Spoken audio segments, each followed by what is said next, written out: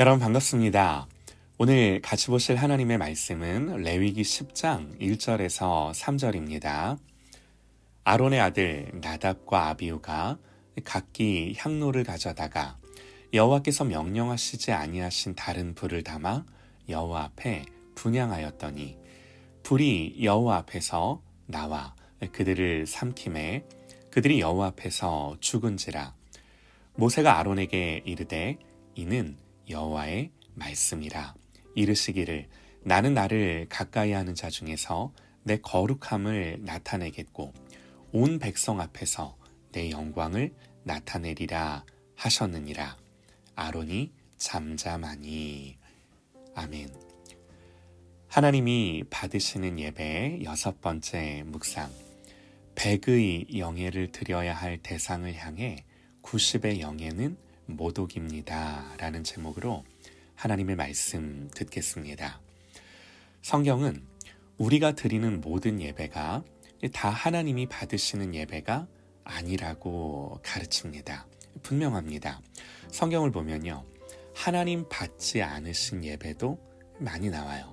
대표적인 예배가 가인의 예배죠. 히브리서는 아벨의 예배는 믿음으로 드린 예배였지만 가인의 예배는 그렇지 않았다고 말합니다. 두려운 건요, 하나님이 단순히 예배만 받지 않으신 것이 아니라 예배와 함께 그 예배자를 받지 않으셨다고 말씀을 합니다. 예배와 예배자는 분리될 수 없습니다.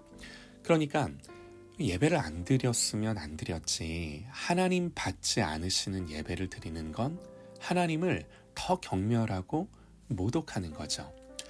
또 어떤 예가 있을까요? 사울이 드린 번제인데요. 사울이 블레셋 군대와 대치하고 있을 때였어요. 그 당시 이스라엘의 군대는 전쟁에 나가기 전에 먼저 하나님께 제사를 드렸죠. 그래서 이번에도 제사 드리고 싸움에 나가려고 사무엘을 기다리는데 사무엘이 오겠다고 약속한 날짜에 나타나지 않는 거예요.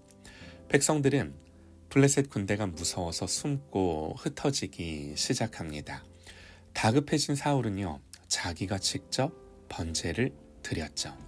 바로 그때 사무엘이 나타났고, 사무엘은 왕이 망령되이 행하였으며 하나님의 명령을 순종하지 않았다고 그렇게 책망하면서 하나님이 다른 왕, 하나님의 마음에 맞는 왕을 세우실 거라고 말씀을 전합니다. 또 어떤 사건이 있을까요? 웃사의 사건인데요. 이 사건은 예배와 관련된 사건은 아니지만 맥락은 똑같습니다. 다윗은요, 오랫동안 방치되었던 하나님의 언약궤를 다윗성으로 옮겨오려고 하는데, 이때 이 언약궤를 싣기 위해 수레를 새로 만들어서 소가 끌게 하고 아비나답의 두 아들 아효와 웃사로 하여금 그 수레를 몰고 지키게 했습니다. 그런데 이 수레가 나곤의 타작마당에 이르렀을 때 갑자기 소들이 뛰는 거예요. 언약궤가 수레에서 떨어지는데 웃사가 그걸 손으로 잡습니다. 잘한 거죠. 그런데 이 일로 하나님이 웃사를 죽이세요. 그냥 보면 이해가 안 되죠. 그러나 여기서 우리가 분명히 알아야 하는 사실이 있습니다. 언약궤는 하나님의 임재 그 자체예요. 하나님의 임재를 상징하는 거죠. 그리고 이 언약궤에 대한 하나님이 정하신 규례가 있는데요. 제사장 외에는 아무도 볼 수 없었고, 또 이 언약궤를 옮길 때는 제사장이 덮개를 덮으면 레위지파, 그것도 고핫 자손들이 직접 보거나 만지지 않고 이 언약궤를 들도록 만들어진 고리가 있는데, 이 고리에 긴 장대로 껴서 그 장대를 들어서 옮겨야 하는 그런 규례였어요. 이게 규정이에요. 그런데 다윗은 언약궤를 어떻게 옮겨요? 소가 모는 수레에 실어서 옮기죠. 그러니까 우리가 생각할 때는 이게 뭐 그리 큰 문제인가? 이렇게 생각을 할 수도 있습니다. 다윗도 처음에는 그렇게 생각을 했어요. 그래서 이 사건으로 마음이 많이 상했어요. 그러나 다윗은 나중에 깨닫습니다. 하나님 명하신 방법을 자신이 지키지 않았다고. 그저 자기 나름의 정성과 뜻대로 하나님의 언약궤를 다루었다는 것을 알게 됩니다. 다윗은 정성과 진심이면 될 거라고 생각했을지 모르지만 정성과 진심은 하나님의 말씀을 존중하는 거죠. 하나님은 분명히 이 언약궤를 다루는 규례에 대해 말씀을 하셨어요. 하나님에 대한 존중과 사랑은 그 말씀을 그대로 지키는 거죠. 오늘 본문도 같은 맥락의 말씀인데요. 나답과 아비후가 다른 불을 붙여 분향한 거죠. 여러분 생각해 보세요. 하나님이 이스라엘을 애굽에서 이끌어내신 이유가 뭔가? 출애굽기 3장에서 모세에게 분명히 말씀하세요. 내가 너와 반드시 함께 있으리라. 네가 그 백성을 애굽에서 인도하여 낸 후에 너희가 이 산에서 하나님을 섬기리니, 너희가 이 산에서 나를 섬기리니. 모세가 떨기나무 앞에서 하나님 만났을 때 하나님이 모세에게 하셨던 말씀이에요. 여기서 섬긴다는 말은 예배한다는 말입니다. 그래서 성경의 내용을 보면요, 출애굽기 전반부는 애굽을 나오는 이야기고 후반부는 성막을 만드는 내용이 전부예요. 출애굽기는 성막이 완성되는 것으로 끝나죠. 성막이 뭔가요? 하나님을 예배하는 구별된 장소입니다. 하나님을 예배할 모든 준비가 이제 된 거죠. 그리고 이어지는 성경이 뭐예요? 레위기죠. 어떻게 하나님을 예배할 것인가?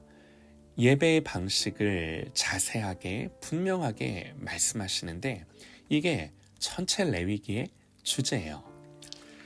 이처럼 성경은 하나님 백성이 하나님을 어떻게 예배할 것인가 여기에 초점이 맞추어져 하나님 백성을 인도하시는 거죠. 레위기를 보면요, 1장부터 7장까지는 예배, 제사에 대한 자세한 규례들이에요.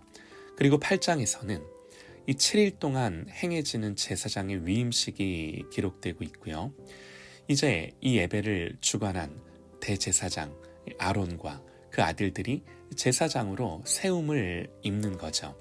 그리고 9장에서는 마침내 이 8일째 아론과 자신과 백성들을 위한 첫 번째 이 역사적인 제사가 하나님께 드려지는 내용이 기록되어 있습니다. 이 첫 번째 예배에서요, 모세와 아론이 회막에 들어갔다가 이 백성들을 축복하는데 여호와의 영광이 온 백성에게 나타나며 성경을 보면요, 불이 여호와 앞에서 나와 제단 위에 번제물과 기름을 사른지라 그럽니다. 사람이 불을 붙여 제물을 태워 예배한 것이 아니라 하늘에서 불이 내려와 그 제물을 사르고 태운 거예요. 하나님이 그 예배를 받으셨다는 증거죠. 그리고 이렇게 8째 날이 끝나자마자 이제 10장으로 와서 오늘 본문에서 아론의 아들 나답과 아비후가 성소 안에 있는 향단에 향을 사르기 위해 불을 붙이는데 이 불이 바로 9장에서 있었던 하늘에서 임한 그 불에서 가져와야 하는 불이었어요. 하늘에서 임한 불, 여호와의 불이에요. 그런데 어디서 불을 피웠는지 다른 불로 향을 피운 거예요. 이 일로 이들은 죽습니다. 하나님 말씀하셨습니다. 나는 나를 가까이 하는 자 중에서 내 거룩함을 나타내겠고 온 백성 앞에서 내 영광을 나타내리라. 무슨 말인가요? 나답과 아비후가 드린 제사는 하나님을 가까이 하는 게 아니었고 영화롭게 하는 게 아니었다는 거예요. 그들은 하나님의 거룩하심을 존중하지 않으므로 하나님께 마땅히 드려야 할 영예를 드리지 않은 겁니다. 하나님 또 말씀하세요. 나를 존중히 여기는 자를 내가 존중히 여기고 나를 멸시하는 자를 내가 경멸하리라. 하나님은 이런 예배를 하나님에 대한, 당신에 대한 모독으로 여기신 거예요. 여러분, 오늘 말씀의 제목처럼 100이라는 영예를 돌려야 마땅한 대상을 향해 90밖에 돌리지 않았다면 그것은 단지 10이 모자란 것이 아니라 정말 그야말로 대단한 모욕 아닌가요? 중요한 건요, 하나님이 이런 예배를 어떻게 생각하셨는가 하는 거죠. 하나님이 어떤 판단을 내리셨는가 하는 거예요. 여러분, 우리가 하나님을 예배하는 기준이 뭔가요?